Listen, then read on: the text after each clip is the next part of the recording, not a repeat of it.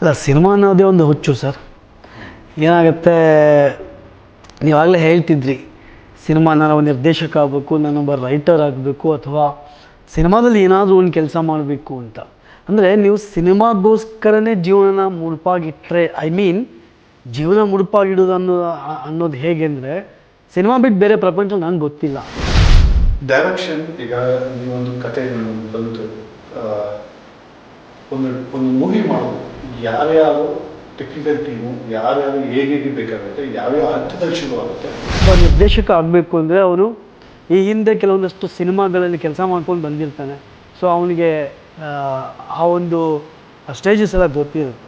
So ನಾವು approach ಆಗೋ ನಿರ್ಮಾಪಕನಿಗೆ, ಅನ್ನದಾತನಿಗೆ, ಯಾಕಂದರೆ ದುಡ್ಡು ಹಾಕೋ ನಿರ್ಮಾಪಕ ಇದ್ರೇ ಸಿನಿಮಾ. ಪ್ರೊಡ್ಯೂಸರ್ಗಿನ ಮುಂಚೆ ಕತೆ ಇರಲ್ಲ, ಅದರ ಪ್ರೊಡ್ಯೂಸರ್ ಆದ್ಮೇಲೆ ಎರಡೂ ಸಾಧ್ಯತೆಗಳಿದೆ. ಪ್ರೊಡ್ಯೂಸರ್ ನೋಡಿ ಕಥೆನ ಹೇಳ್ತೀವಿ, ಅಥವಾ ಕೆಲವೊಂದಷ್ಟು ಪ್ರೊಡ್ಯೂಸರ್ಗಳಿಗೆ ಈ ಥರ ಕತೆ ಬೇಕು ಅಂದಾಗ ಅದನ್ನು ಕೂಡ ರೆಡಿ ಮಾಡ್ತೀವಿ. ಒಂದು ನಿರ್ಮಾಪಕರನ್ನ ಭೇಟಿಯಾಗಿ ಮಾಡಿ ರೋಡಲ್ಲಿ ಒಬ್ಬ ನಿರ್ಮಾಪಕರಿದ್ದಾರೆ, ಹೇಳ್ತಾರೆ ಹೋಗಿ ಒಂದು ಭೇಟಿಯಾಗಿ. ನಾನು ಹೋಗ್ತೀನಿ, ಒಂದು ಗಂಟೆಗಳ ಕಾಲ ಕಾಯಿಸ್ತಾರೆ, ತೊಂದರೆ ಇಲ್ಲ.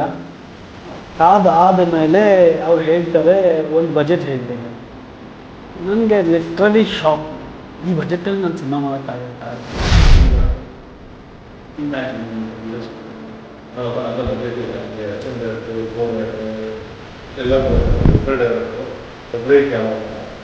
ಆರ್ಟಿಸ್ಟ್, ಸೊ ಆ ಬಜೆಟಲ್ಲಿ ನೀವು ಫಿಟ್ ಮಾಡ್ಕೊಂಡು ಮಾಡಬೇಕಾಗುತ್ತೆ. ಈಗಿನ ಸಿನಿಮಾಗಳು ಎಷ್ಟು ದಿನ ಓಡ್ತಿದೆ ಅನ್ನೋದು ಇಂಪಾರ್ಟೆಂಟ್ ಆಗ್ತಾ ಇಲ್ಲ. ಅಂದರೆ ಎಷ್ಟು ಕಲೆಕ್ಷನ್ ಆಯಿತು ಸಿನಿಮಾ ಅನ್ನೋದು ಅಷ್ಟೇ ಇಂಪಾರ್ಟೆಂಟ್ ಆಗ್ತದೆ. ವರ್ಸಸ್ ಪ್ರೊಡ್ಯೂಸರ್ ಯಾಕೆ ದುಡ್ಡು ಹಾಕ್ತಾರೆ ಸರ್.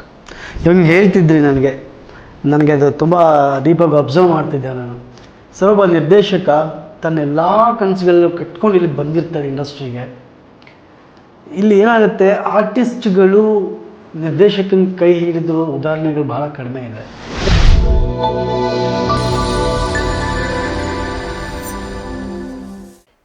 ನಮಸ್ಕಾರ, ನನ್ನ ಹೆಸರು ಶರತ್ ಅಂತ. ಡೈರೆಕ್ಟರ್, ಎಲ್ಲರಿಗೂ ಒಂದು ಕನಸು, ನಾನು ಡೈರೆಕ್ಟರ್ ಆಗಬೇಕು, ನಾನು ಮೂವಿ ಮಾಡಬೇಕು ಅಂತ. ಆದರೆ ಮೂವಿ ಮಾಡೋದು ಹೇಗೆ? ಓಕೆ, ಮೂವಿ ಮಾಡೋದಕ್ಕೆ ಯಾರ್ಯಾರು ಬೇಕಾಗಿದೆ ಜೊತೆಗೆ ಸಪೋರ್ಟ್ಗೆ? ಮೂವಿ ಬರೆಯೋದಕ್ಕೆ ಸ್ಕ್ರಿಪ್ಟ್ ರೈಟರ್ ಬೇಕಾ? ಇಲ್ಲ ನನಗೇನೋ ಒಂದು ಮೂವಿ ಬಂತು, ನನಗೊಂದು ಕನಸು ಬಂತು, ಬರಿತೀನಿ. ಸೊ ಅದು ಹೇಗೆ ಮುಂದಕ್ಕೆ ತೊಗೊಂಡೋಗೋದು, ಹೇಗೆ ತೊಗೊಂಡೋಗೋದು ಅಂತ ಅದನ್ನು ಗೈಡೆನ್ಸ್ ಮಾಡೋದಕ್ಕೆ ನನ್ನ ಜೊತೆ ಇದ್ದಾರೆ Gururaj Kulkarni. Welcome to cinema magic. Thank you. Cinema magic ಅಲ್ಲಿ ನಾವೊಂದು ಪ್ರತಿಯೊಬ್ಬರು ಗೈಡ್ ಮಾಡ್ತಾ ಹೋಗ್ತಾ ಇದ್ವಿ. ಎಷ್ಟೋ ಜನಕ್ಕೆ ಡೈರೆಕ್ಟರ್ ಆಗ್ಬೇಕು ಅಂತ ಇರುತ್ತೆ. ಈಗ ನಾನು ಒಂದು ಫಸ್ಟ್ ಅಲ್ಲಿ ನಾವೆಲ್ಲ ಚಿಕ್ಕುಡುಗಿದ್ದಾಗ ಮೂವಿ ನೋಡಕ್ ಹೋಗ್ತಿದ್ವಿ. ಮೂವಿ ನೋಡಿ ಬಂದ ತಕ್ಷಣ ಇವ್ರು ಯಾಕೆ ಈ ತರ ಮಾಡಿದ್ರು, ಮೂವಿ ಯಾಕೆ ಈಗ ಮಾಡ್ಬಾರ್ದು? ಪ್ರತಿಯೊಬ್ಬರಲ್ಲೂ ಒಂದು ಕಲೆ ಇರ್ತಿತ್ತು, ಡೈರೆಕ್ಷನ್ ಕಲೆ. ನಾನು ಡೈರೆಕ್ಟರ್ ಆಗ್ಬೇಕು, ನಾನು ಈ ತರ ಡೈರೆಕ್ಟರ್ ಮಾಡ್ಬೋದಿಲ್ಲ, ಅವ್ರಿಗೆ ನಾನು ಬೆಟರ್ ಆಗಿ ಮಾಡ್ಬೋದು, ನಂದೇ ಆದ ಒಂದು ಸ್ಟೋರಿ, ಕಾಲ್ಪನಿಕ. ಈಗ ರಾತ್ರಿ ಮಲಗಿರ್ತೀವಿ, ಅದೇನೋ ಒಂದು ಕನಸು ಕೊಡುತ್ತೆ, ಅದಕ್ಕೆ ನಾವೊಂದು ಡೆವಲಪ್ ಮಾಡ್ತಾ ಹೋಗ್ತೀವಿ, ಬರ್ಕೊಂಡು. ಸೊ ಇದೆಲ್ಲ ಒಂದು ಕ್ರಿಯೇಟಿವಿಟಿ ಅಂತ ಹೇಳ್ಬೋದು. ಇನ್ನೊಂದ್ ತರ ಹೇಳ್ಬೇಕಂದ್ರೆ, ಒಂದು ಡೈರೆಕ್ಟರ್ಗೆ ಎಂಟೈರ್ ಮೂವಿನೇ ಅಥವಾ ಯಾವುದೇ ಒಂದು ಪ್ರಾಜೆಕ್ಟ್ ತಗೊಂಡ್ರೆ ಅವರು ಮುಂದೆ ನಿಂತ್ಕೊಂಡು ಪ್ರತಿಯೊಂದನ್ನು ಕಂಪ್ಲೀಟ್ ಮಾಡ್ತಾ ಬರ್ತಾರೆ. ಆದ್ರೆ ಅವ್ರು ತೆರೆ ಮೇಲೆ ಇರಲ್ಲ ಅಷ್ಟೇ, but end of the day, from start till the end ಅವ್ರು ಇದ್ದೇ ಇರ್ತಾರೆ. ಇದು ಒಂದು ಡೈರೆಕ್ಟರ್ನ ಕಲೆ. ಪ್ರತಿಯೊಬ್ಬರು ಡೈರೆಕ್ಟರ್ ಆಗ್ಲೇಬೇಕು, ಆಗ್ತಾರೆ. ತುಂಬಾ ಜನ ಅದ್ರಲ್ಲಿ ಬಿಡ್ತಾರೆ, ಸೆಂಟ್ರಲ್ಲಿ ಅಯ್ಯೋ ಬಿಡಪ್ಪ ನನ್ ಹೊಟ್ಟೆ ಪಾಡು ಸಾಕು ಅಂತ ಇರ್ತಾರೆ. ಸೊ ನೀವು ಈ ಡೈರೆಕ್ಷನ್ ತಗೊಳ್ಳೋದಕ್ಕೆ ಕಾರಣ ಏನ್? ಇನ್ಸ್ಪಿರೇಷನ್ ಇದೆ? ಹುಚ್ಚು ಏನ್? ಹುಡುಗಿ ಮೇಲೆ ಹುಚ್ಚ, ಪಿಕ್ಚರ್ ಮೇಲೆ ಹುಚ್ಚ? ಸಿನಿಮಾ ಮೇಲೆ. ಸಿನಿಮಾನ ಪ್ರೀತಿಸೋರು ಅಥವಾ ಸಿನಿಮಾನ ನಿರ್ದೇಶನ ಮಾಡಬೇಕು ಅಂತ ಅನ್ನೋರು ಯಾರು ಹುಡುಗಿರ ಮೇಲೆ ಹುಚ್ಚು ಇಟ್ಕೊಂಡಿರಲ್ಲ. ನಾವು ಅದು ಕೆಲವೊಬ್ಬರಿಗೆ ಒಂದು ತಪ್ಪು ತಿಳುವಳಿಕೆಗಳಿದೆ. ಹುಚ್ಚು ಅನ್ನೋದು ಹೇಗೆ ಬರುತ್ತೆ ಮೂವಿ ಮಾಡೋದಕ್ಕೆ ಅಂದ್ರೆ, ಫಸ್ಟ್ ಗರ್ಲ್ ಫ್ರೆಂಡ್ಸ್ ಅಥವಾ ಹೆಂಡತಿ ಜೊತೆ ಮೂವಿಗೆ ಹೋಗ್ತಾರೆ, ಇಲ್ಲ ಹುಡುಗ ಜೊತೆ ತುಂಬಾ ಕಮ್ಮಿ. ಫಸ್ಟ್ ಎಲ್ಲ ಹೋಗ್ತಿದ್ರು, ಈಗೆಲ್ಲ ಚೇಂಜ್ ಆಗಿದೆ. ಸೊ ಹೋದಾಗ ಆ ಹುಚ್ಚು ಅಲ್ಲಿಂದ ಶುರು ಆಗುತ್ತೆ. ಹುಡುಗಿ ಹುಚ್ಚು ಬೇರೆ, ಹುಡುಗಿ ಹುಚ್ಚು ನಮ್ಮ ಇಂಡಸ್ಟ್ರಿ ಬರಲ್ಲ ಬಿಡಿ, ಆಗ್ಬೋದು. ಬಂದ್ರು ಅದು ಅವರು ಬೇಗ ಮಾರ್ಕೆಟ್ ಇಂದ ಆಚೆ ಬಿಡ್ತಾರೆ. ಸೊ ಯಾವ ತರ ಹುಚ್ಚು, ಹೇಗ ಆ ಹುಚ್ಚು ಹೇಗ್ ಬಂತು ಅಂತ? ಅಲ್ಲ, ಸಿನಿಮಾ ಅನ್ನೋದೇ ಒಂದು ಹುಚ್ಚು ಸರ್. ಏನಾಗುತ್ತೆ, ನೀವಾಗಲೇ ಹೇಳ್ತಿದ್ರಿ ಸಿನಿಮಾ ನಾನೊಬ್ಬ ನಿರ್ದೇಶಕ ಆಗಬೇಕು, ನಾನೊಬ್ಬ ರೈಟರ್ ಆಗಬೇಕು, ಅಥವಾ ಸಿನಿಮಾದಲ್ಲಿ ಏನಾದರೂ ಒಂದು ಕೆಲಸ ಮಾಡಬೇಕು ಅಂತ. ಅಂದರೆ ನೀವು ಸಿನಿಮಾಗೋಸ್ಕರನೇ ಜೀವನನ ಮುಡುಪಾಗಿಟ್ಟರೆ, ಜೀವನ ಮುಡುಪಾಗಿಡೋದು ಅನ್ನೋದು ಹೇಗೆ ಅಂದರೆ, ಸಿನಿಮಾ ಬಿಟ್ಟು ಬೇರೆ ಪ್ರಪಂಚ ನನಗೆ ಗೊತ್ತಿಲ್ಲ. ಫಾರ್ ಎಕ್ಸಾಂಪಲ್, ಇಲ್ಲೊಂದಷ್ಟು ನಿರ್ದೇಶಕರಿದ್ದಾರೆ, ನಿರ್ಮಾಪಕರಿದ್ದಾರೆ, ಕಲಾವಿದರಿದ್ದಾರೆ. ಸಿನಿಮಾ ಅಲ್ಲದೆ ಬೇರೆ ಬೇರೆ ಬಿಸ್ನೆಸ್ಗಳು ಅವ್ರಿಗಿದೆ. ಯಾಕೆ ಅಂತ ಹೇಳಿದರೆ, ಕೆಲವೊಂದಷ್ಟು ಜನ ಹೇಳ್ತಾರೆ ಸಿನಿಮಾ ಕೈ ಹಿಡಿದೇ ಹೋದರೆ ಅದು ಬೇಕಾಗುತ್ತೆ ಅನ್ನೋದು. ಸೊ ಸಿನಿಮಾ ಮೇಲೆ ಯಾವತ್ತೂ ನಂಬಿಕೆ ಅವ್ರು ಕಳ್ಕೊಳ್ತಾ ಬರ್ತಾರೋ ಖಂಡಿತ ಅದು ಕೈ ಬಿಡ್ತಾ ಹೋಗುತ್ತೆ. ಸೊ ಹಾಗಾಗಿ ಸಿನಿಮಾ ಅನ್ನೋದೊಂದು ಹುಚ್ಚು. ಅದು ಈ ಹಿಂದೆ ನಮ್ಮ ಎಷ್ಟೋ ಸೀನಿಯರ್ ಡೈರೆಕ್ಟರ್ಸ್ಗಳು ನಮಗೆ ಅದೊಂದು ಮಾರ್ಗದರ್ಶನ ಕೊಡ್ತಾ ಬಂದಿದ್ದಾರೆ, ಇಂಥ ಸಿನಿಮಾ ಮಾಡಿ ಖಂಡಿತ ಗೆಲ್ತೀರಾ ನೀವು ಅಂತ. ಸೊ ಹಾಗಾಗಿ ಸಿನಿಮಾ ಅನ್ನೋದೊಂದು ಹುಚ್ಚು. ಕೆಲವೊಬ್ಬರಿಗೆ ಸಿನಿಮಾ ಹೊಟ್ಟೆಪಾಡು, ಕೆಲವೊಬ್ಬರಿಗೆ ಪ್ಯಾಷನ್, ಇನ್ನು ಕೆಲವರಿಗೆ ಶೋಕಿ. ಸರ್, ನಿಮಗೆ ಹುಚ್ಚ, ಪ್ಯಾಷನ್, ಶೋಕಿನ ಅಥವಾ ಲೈಫ್? ಹುಚ್ಚಿನ ಜೀವನ. ಹುಚ್ಚಿನ ಜೀವನ, ಯಾಕಂದ್ರೆ ಅದ್ರಲ್ಲಿ ಜೀವನ ಮಾಡಲೇಬೇಕು. ಹೌದು. Okay, direction. ಈಗ ನೀವೊಂದು ಕತೆ ನಿಮ್ಗೊಂದು ಬಂತು, ಒಂದು ಮೂವಿ ಮಾಡೋದಕ್ಕೆ ಯಾರ್ಯಾರು ಟೆಕ್ನಿಕಲ್ ಟೀಮು, ಯಾರ್ಯಾರು ಹೇಗೆ ಬೇಕಾಗುತ್ತೆ, ಯಾವ್ಯಾವ ಹಂತದಲ್ಲಿ ಶುರು ಆಗುತ್ತೆ, ಇದನ್ನು ನಮ್ಗೆ ಇವರಿಗೆ ಗೈಡ್ ಮಾಡ್ತಿದ್ದಾರೆ. ಇದು ಬೇಸಿಕ್ ನಾಲೆಡ್ಜ್ ಪ್ರತಿಯೊಬ್ಬ ನಿರ್ದೇಶಕನಿಗೆ ಇರುವಂಥದ್ದೇ. ಯಾಕಂದರೆ ಇಲ್ಲಿ ಸಿನಿಮಾ ಒಬ್ಬ ನಿರ್ದೇಶಕ ಆಗಬೇಕು ಅಂದರೆ ಅವನು ಈ ಹಿಂದೆ ಕೆಲವೊಂದಷ್ಟು ಸಿನಿಮಾಗಳಲ್ಲಿ ಕೆಲಸ ಮಾಡ್ಕೊಂಡು ಬಂದಿರ್ತಾನೆ. ಸೊ ಅವನಿಗೆ ಆ ಒಂದು ಸ್ಟೇಜಸ್ ಎಲ್ಲ ಗೊತ್ತಿರುತ್ತೆ. ಸೊ ನಾವು ಅಪ್ರೋಚ್ ಆಗೋದು ನಿರ್ಮಾಪಕನಿಗೆ, ಅನ್ನದಾತನಿಗೆ. ಯಾಕಂದರೆ ದುಡ್ಡು ಹಾಕೋ ನಿರ್ಮಾಪಕ ಇದ್ರೇ ಸಿನಿಮಾ. ಸೊ ಇಲ್ಲಿ ಏನಾಗುತ್ತೆ, ಆ ನಿರ್ಮಾಪಕನ ಹುಡುಕೋತೀವಿ. ಕಥೆ ಮೊದಲೇ ರೆಡಿ ಇರುತ್ತೆ, ಒಂದಲ್ಲ ಎರಡಲ್ಲ ಒಂದಷ್ಟು ಕಥೆಗಳನ್ನ ರೆಡಿ ಮಾಡ್ಕೊಂಡಿರ್ತೀವಿ. ಯಾಕೆಂದರೆ ನಾವು ಹುಡುಕೋ ನಿರ್ಮಾಪಕರಿಗೆ ನಾವು ಹೇಳೋ ಕಥೆ ಇಷ್ಟ ಆಗುತ್ತೋ ಇಲ್ವೋ ಗೊತ್ತಿರೋದಿಲ್ಲ. ಯಾಕೆಂದರೆ ಕೆಲವೊಂದು ನಿರ್ಮಾಪಕರು ಒಂದು ನಿರ್ದಿಷ್ಟವಾಗಿ ಅವರು ಫಿಕ್ಸ್ ಆಗಿರ್ತಾರೆ, ನನಗೆ ಹಾರರೇ ಬೇಕು, ನನಗೆ ಫ್ಯಾಮಿಲಿ ಬೇಕು, ನಂಗೆ ಲವ್ ಬೇಕು, ಅಥವಾ ಸೆಂಟಿಮೆಂಟ್ ಬೇಕು ಅಂತ. ಸೊ ನಾವೇನು ಮಾಡಿರ್ತೀವಿ, ಈ ಎಲ್ಲ ಪ್ಯಾರಾಮೀಟರ್ಸ್ಗಳನ್ನ ತಲೆಯಲ್ಲಿಟ್ಕೊಂಡು ಅವು 4 ಥರದ ಕಥೆಗಳನ್ನ ರೆಡಿ ಮಾಡಿ ನಿರ್ಮಾಪಕನಿಗೆ ಅಪ್ರೋಚ್ ಮಾಡ್ತೀವಿ.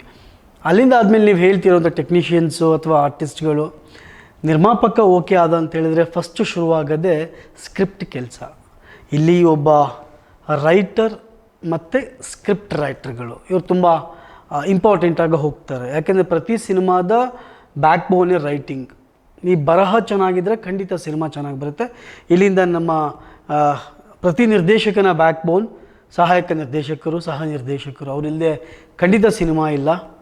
ನಿರ್ದೇಶಕ, ಆ ನಿರ್ದೇಶಕನ ತಂಡ, ಇದು ಫಸ್ಟ್ ಶುರುವಾಗುವಂಥದ್ದು. ಇನ್ನು ಮುಂದೆ ನಾವು ಹೋಗುವಂಥದ್ದು ಕ್ಯಾಮ್ರಾಮನ್, ಛಾಯಾಗ್ರಾಹಕರು. ಸೊ ನಮ್ಮ ಕಣ್ಣುಗಳು ಎಷ್ಟು ತೀಕ್ಷ್ಣವಾಗಿದೆ ಅಂತ ನೋಡಿ ಅವ್ರನ್ನ ಆಯ್ಕೆ ಮಾಡ್ತೀವಿ. ಅದಾದ ನಂತರ ಮ್ಯೂಸಿಕ್ ಆಗ್ಬೋದು. ಪೋಸ್ಟ್ ಪ್ರೊಡಕ್ಷನ್ ನಾವು ಆಮೇಲೆ ಲೇಟರ್ ಡಿಸೈಡ್ ಮಾಡ್ಕೊಳ್ತೀವಿ ಎಲ್ಲಿ ಮಾಡ್ಬೋದು. ಎಡಿಟರ್ ಆಗ್ಬೋದು, ನಾವು ಕೂಡ CG, DI ಇದೆಲ್ಲ ಲೇಟ್ರ್ ನಾವು ಡಿಸೈಡ್ ಮಾಡ್ಕೊಳ್ಬೋದು. ಫಸ್ಟ್ ನಾವು ಟೆಕ್ನಿಕಲ್ ಟೀಮ್ನ ತಗೊಳ್ತೀವಿ. ಸರ್, ಈಗ ಪ್ರೊಡ್ಯೂಸರ್ಗಿನ ಮುಂಚೆ ಕತೆ ಇರುತ್ತಾ, ಅಲ್ಲ ಪ್ರೊಡ್ಯೂಸರ್ ಆದ್ಮೇಲೆ ಕತೆ? ಎರಡೂ ಸಾಧ್ಯತೆಗಳಿದೆ. ಪ್ರೊಡ್ಯೂಸರ್ ನೋಡಿ ಕತೆನೂ ಹೇಳ್ತೀವಿ, ಅಥವಾ ಕೆಲವೊಂದಷ್ಟು ಪ್ರೊಡ್ಯೂಸರ್ಗಳಿಗೆ ಈ ಥರ ಕತೆ ಬೇಕು ಅಂದಾಗ ಅದನ್ನು ಕೂಡ ರೆಡಿ ಮಾಡ್ಕೊಳ್ತೀವಿ.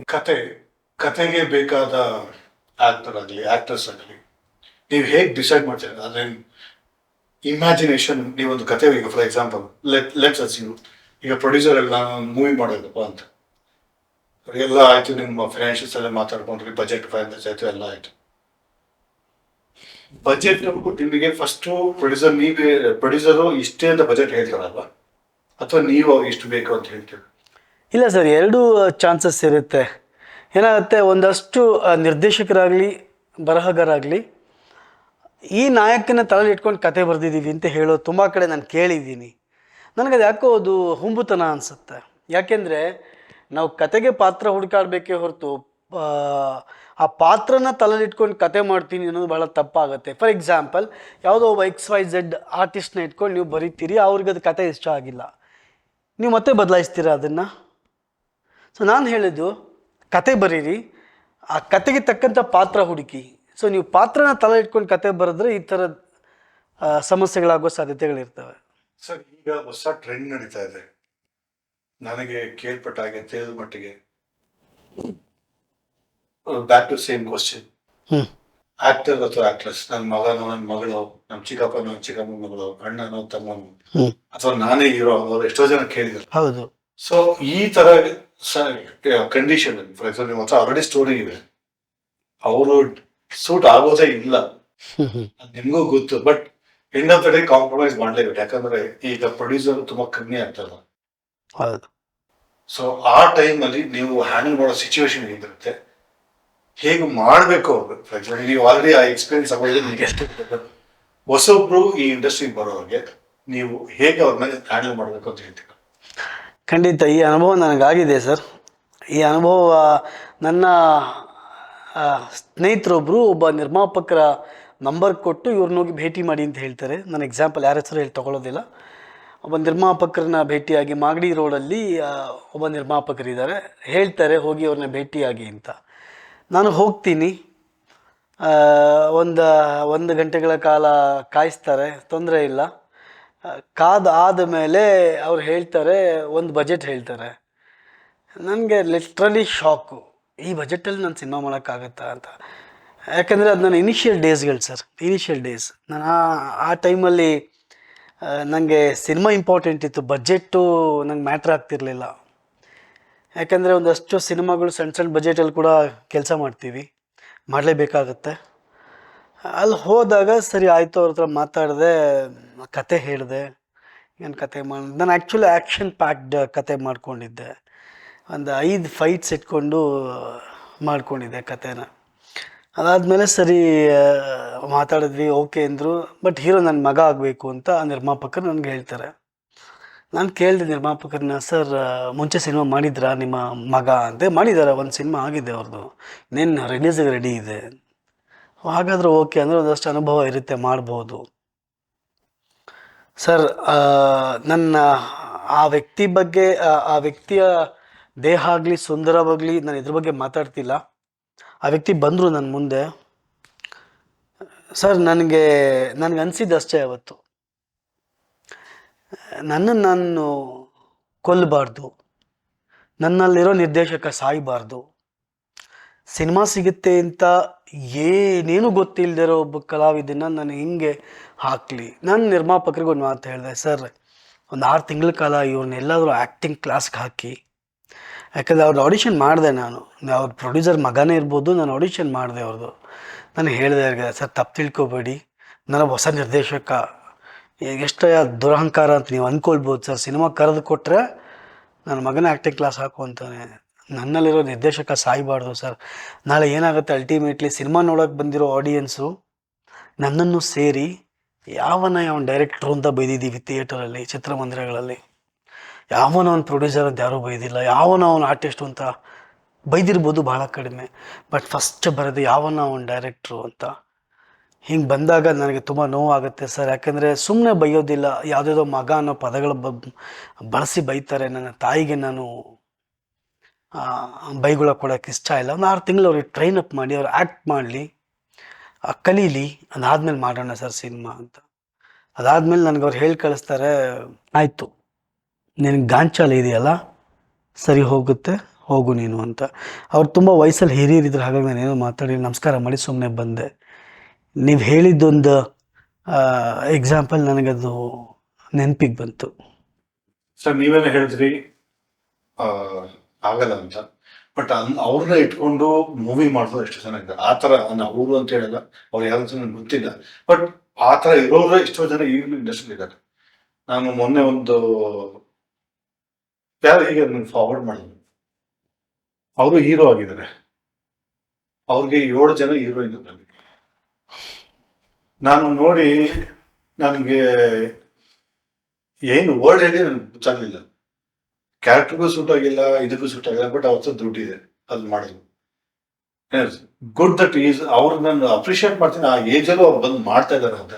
ಬಟ್ ಆ ಡೈರೆಕ್ಟರ್ ನಾನು ಏನು ಹೇಳಿ ಅಂತ ವರ್ಡ್ ಗೊತ್ತಾಗಿಲ್ಲ. ಬಿಕಾಸ್ ಅಷ್ಟೊಳ್ಳೆ ಕತೆ ಇಟ್ಕೊಂಡು ಆ ಸೂಟ್ ಆಗ್ತಿರೋ ಮಾಡೋದಕ್ಕೆ ಅದು ತುಂಬಾ ಕಷ್ಟನ. ಮತ್ತೆ ಅದೇ ರೌಂಡ್ ದಟ್ ಸ್ಪಾಯ್ಲ್ಸ್ ಅ ಮಾರ್ಕೆಟ್. ಅದನ್ನ ಜನರು ಸ್ವಲ್ಪ ಪ್ರಾಕ್ಟಿಕಲ್ ಆಗಿ ಆಸ್ ಅ ಡೈರೆಕ್ಟರ್ಸ್ ನೀವು ಕತೆ ಚೂಸ್ ಮಾಡ್ತೀರಾ, ಕರೆಕ್ಟು, ಒಳ್ಳೇದು. ಕತೆ ಚೂಸ್ ಮಾಡೋಕ್ಕಿಂತ ಮುಂಚೆ ಕ್ಯಾರೆಕ್ಟರು ಹೇಗಿರುತ್ತೆ, ಇದೇ ಬೇಕು ಅಂತ ಡಿಸೈಡ್ ಮಾಡಿ. ಇಲ್ಲದೆ ಹೋದ್ರೆ ಅದು ಎಂಡ್ ಆಫ್ ದ ಡೇ ನೀವೇ ಬಯಸ್ಕೊಡೋದು, ಯಾರೇ ಮಾಡ್ಬೋದು, ನೀವೇ ಬಯಸ್ಕೋಬಹುದು. Compromise will spoil entire story ನೀವು ಮಾಡಿರೋದು. ಸರ್, ಕತೆ ವರ್ಸಸ್ ಆರ್ಟಿಸ್ಟ್. ಕತೆ sir. Okay. Artist versus producer. ಯಾಕೆ? ದುಡ್ಡು ಹಾಕ್ತಾರೆ ಸರ್. ಇವಾಗ ನೀವು ಹೇಳ್ತಿದ್ರಿ, ನನಗೆ ಅದು ತುಂಬ ಡೀಪಾಗಿ ಅಬ್ಸರ್ವ್ ಮಾಡ್ತಿದ್ದೆ ನಾನು. ಸರ್, ಒಬ್ಬ ನಿರ್ದೇಶಕ ತನ್ನೆಲ್ಲ ಕನಸುಗಳು ಕಟ್ಕೊಂಡು ಇಲ್ಲಿಗೆ ಬಂದಿರ್ತಾನೆ ಇಂಡಸ್ಟ್ರಿಗೆ. ಇಲ್ಲಿ ಏನಾಗುತ್ತೆ, ಆರ್ಟಿಸ್ಟ್ಗಳು ನಿರ್ದೇಶಕನ ಕೈ ಹಿಡಿದಿರೋ ಉದಾಹರಣೆಗಳು ಭಾಳ ಕಡಿಮೆ ಇದೆ.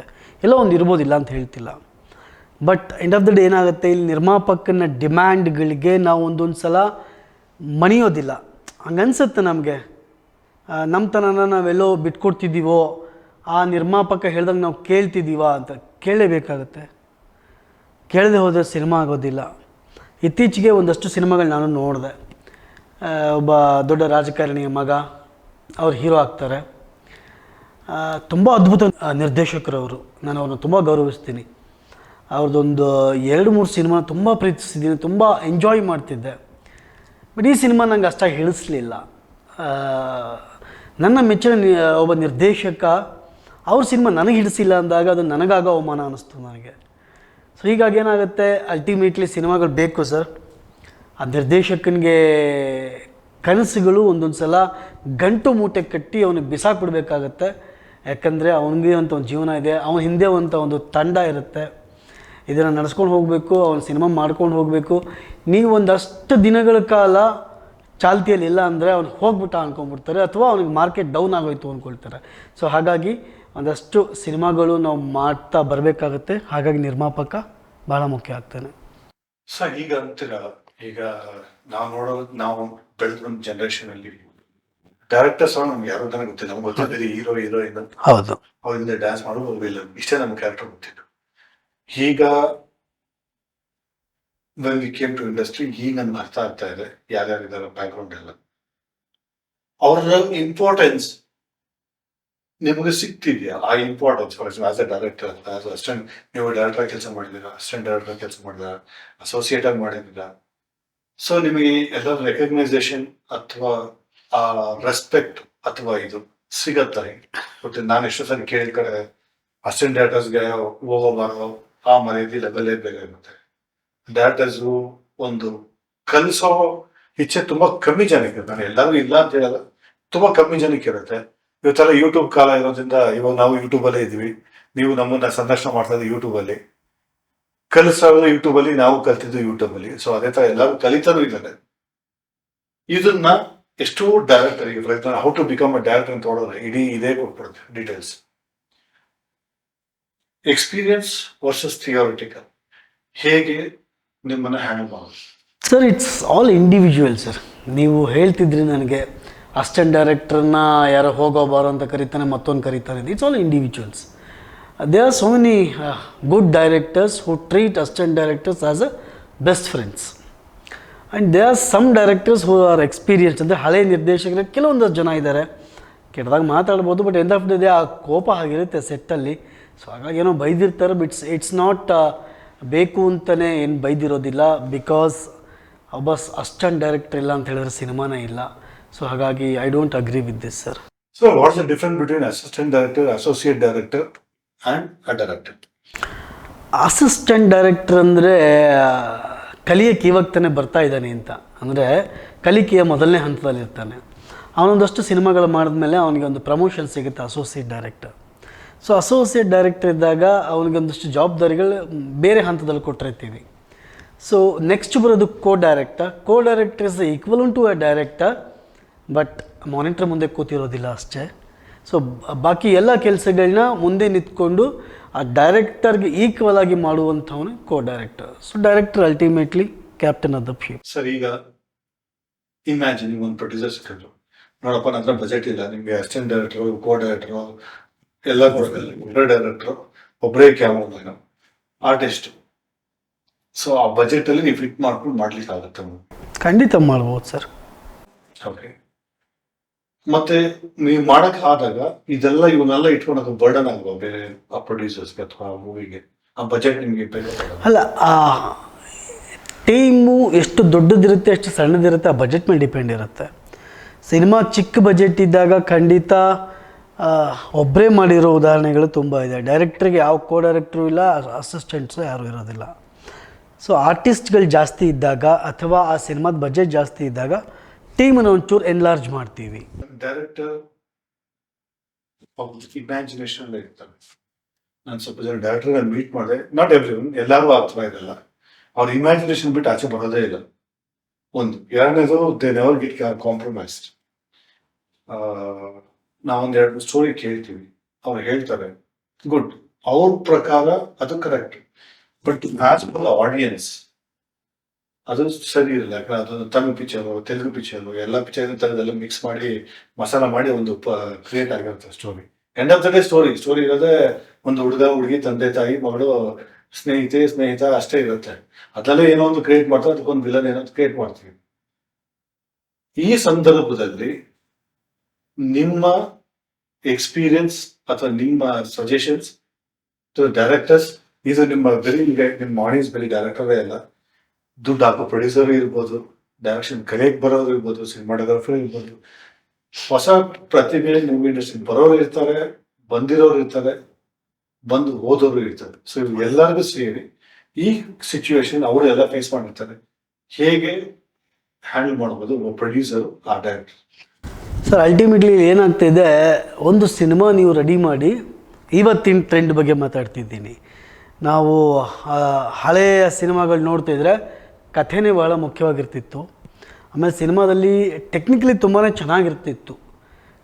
ಇವಾಗ ಟೆಕ್ನಿಕಲಾಗಿ ತುಂಬ ನಾವು ಮುಂದುವರೆದಿರ್ಬೋದು, ಬಟ್ ಸ್ಟಿಲ್ ಆಗಿನ ಸಿನಿಮಾಗಳ ಕತೆಗೆ ಒಂದು ಪ್ರಾಮುಖ್ಯತೆಯನ್ನು ಕೊಡ್ತಿದ್ರು.